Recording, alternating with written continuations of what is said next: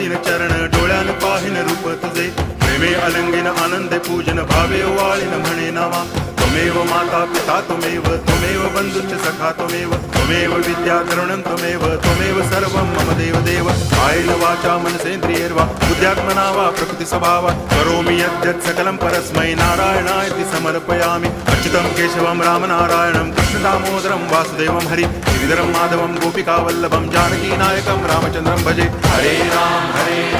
Ram Ram Hare Hare Hare Krishna